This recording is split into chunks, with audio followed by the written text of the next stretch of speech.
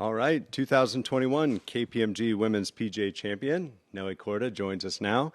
Nelly, welcome to Fields Ranch East at PGA Frisco. How are you feeling about your game heading into Thursday?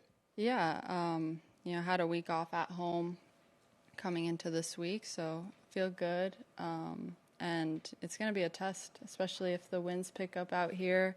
It's kind of like a very open field, so not much protects you out here from the wind. So it'll definitely be interesting to see how this week plays out with that. And it's pretty demanding off the tee into the greens with how windy it is. I played yesterday and it was really calm out, and then I played today with it picking up a little bit more, and it was like a completely different golf course. That's great. Thanks. We'll take some questions, starting right here with Sarah. Nelly, you talked about the fact that it's going to be a test out here this week, and you pretty much conquered a pretty big test at Erin Hills. How much confidence does that give you looking ahead to a new course, new venue that we really don't know too much about just yet? Yeah, I know that this golf course is a little newer, so I'm guessing the greens, just by playing newer golf courses in the past, are going to be pretty firm. And, if it does get windy out here, I think you'll see a lot of girls have trouble holding the greens. But at the end of the day, this is what I love about playing in majors. This is what I love about the game, is that it tests you in every single way. And, it may... you may show a little bit more emotion here and there, but at the end of the day, I mean, playing under pressure and playing in these kind of conditions is the most fun.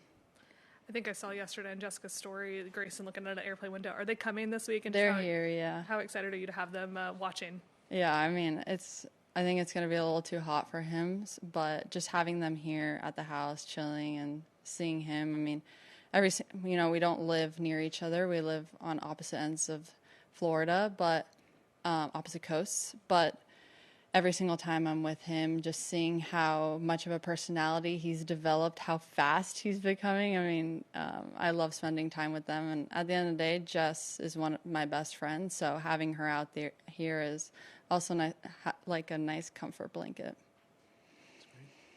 Brad? So you have played all 18 holes yes. now. Is there a certain stretch that jumps out at you as kind of the most difficult?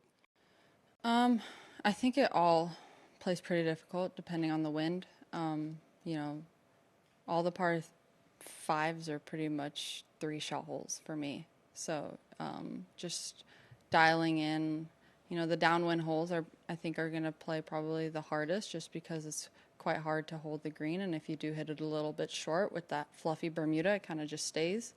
So you can't kind of play for a run-up. But I just think every hole kind of looks really different. So I think you just have to pay attention all 18 holes, and that's kind of what's great about major championships, is that you have to give 100% to every single shot on every single hole. You can't kind of disconnect a little and be like, okay, this is an easier hole, a little bit of, I can take a deep breath and maybe bounce back with a birdie, because every shot out here, I mean, the rough is so thick. It's a Bermuda rough where it just sinks to the bottom, and it's really hard to get it out. So it's just every shot's going to be really demanding. And if you don't mind, an off-course question.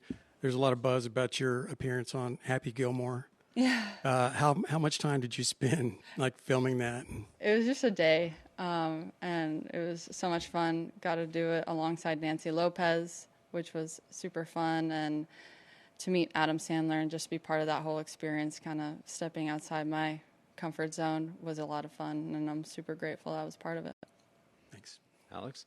Nelly, something you do a little bit more in your comfort zone off the course is the YouTube video we recently saw where you went shot for shot with current PGA champion Scotty hitting some wedges.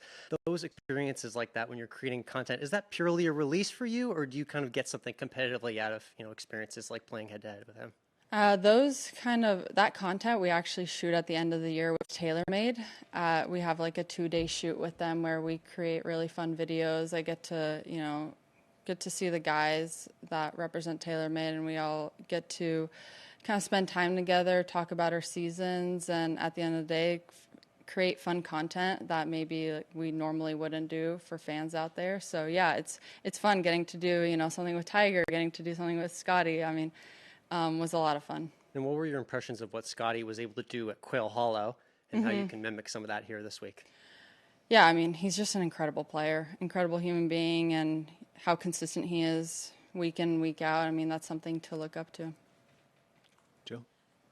15 winners on tour this year, no multiple winners. I'm wondering what you make of that.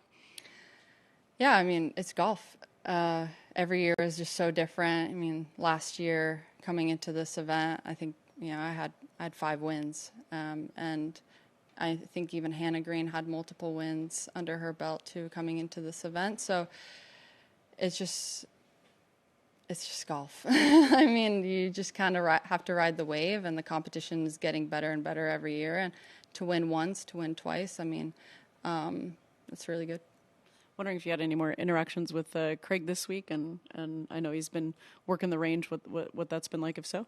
Yeah, so we met briefly today. I was warming up. I had an early pro-am, and we met maybe for like 3 minutes because I was warming up. But hopefully we can catch up this week. I mean, obviously, it's probably very busy for him this week, also for me with it being a major. So we have some time to catch up, and I'm sure, it's great to see him making his rounds and introduce himself to each player. It's already going in a great direction there. Amy? Nelly, ahead of the U.S. Women's Open, you said you put in a lot of time working on your game. What did you focus on coming into this major championship? Yeah, playing 2 weeks in a row. Major championships are very mentally demanding, especially coming off from Erin Hills, and then played ShopRite the week after that. So took the first 2 days and just really didn't touch a golf club, tried to take a rest, and then just tried to dial in, what I kind of saw was not going so well at ShopRite. Made my irons, just a little bit of putting. So just trying to always work on stuff that I kind of see I need to improve on. And the tape on your neck, is that the injury from last year, or is it something you're dealing with? I hit a shot out of the rough yesterday, and my neck went into a full spasm. So it's getting better, but yeah, it was not very good yesterday. How are you feeling physically now? Is this impacting your swing and your preparations? A little, yeah. I mean, obviously with the injury that I had last year, every single time something kind of flares up in my neck now, I think I feel it a little bit more than what I used to. But, I have a great physio, takes care of me, and trying to work through it. But I'll be ready by Thursday. And where did it happen yesterday? You were on one of the holes on the front, the rough, yeah. Just golf. Yeah. Juan? So I guess that's a good example of what you're saying of the majors testing everything. Yeah, Even even your body. Yeah. Even your body, no? So I wonder, how do you deal with it? I mean, how do you structure your week to be able to withstand the mental and the physical pressure? Yeah, it's going to be hot this week too, so making sure you're rested, and, depending on how your body feels, you have to kind of make a plan just how your body feels and be smart about it. What about the mental part? Mental part, I mean, I feel like, you've played in so many major championships, you've played in so many events that you just have to go out and give it your all. Nelly, you called Erin Hills kind of a heartbreaker with how it ended. I'm curious, just over the course of your career, whether it's a poor shot, poor hole, or a tournament that you come up short, how do you mentally, what's the key to kind of getting to move past that and getting back on the horse? I think it just makes you hungrier. I mean, for me, I hate making mistakes. Obviously, I love winning, and you don't get to win often, but there's nothing like it being in contention. So I think that's what kind of makes me hungrier to come back and to work harder and put myself into that position. I mean, at the end of the day, I did put myself into that position. I was still in contention and feeling the adrenaline rush on 18.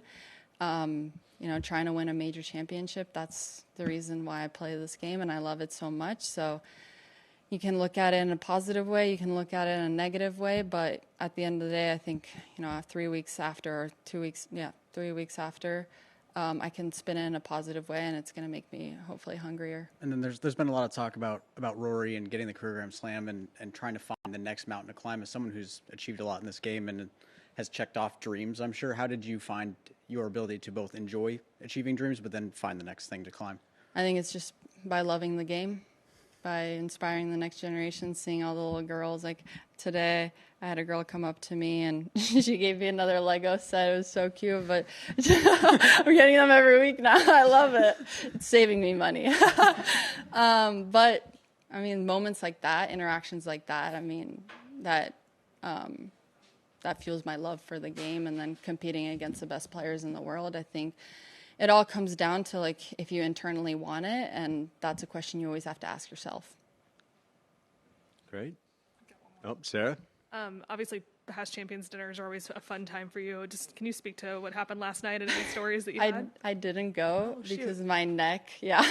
I was so sad to miss it, though. I messaged Amy. The menu looked unbelievable. I love Korean food.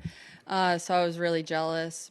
But, yeah, I mean, at the end of the day, I need to prioritize my body. So I wasn't able to go. But I missed out on a good dinner. Yeah. Thanks for your time, Nelly. Thank you. Appreciate it. Thanks. Thanks, man. Appreciate you.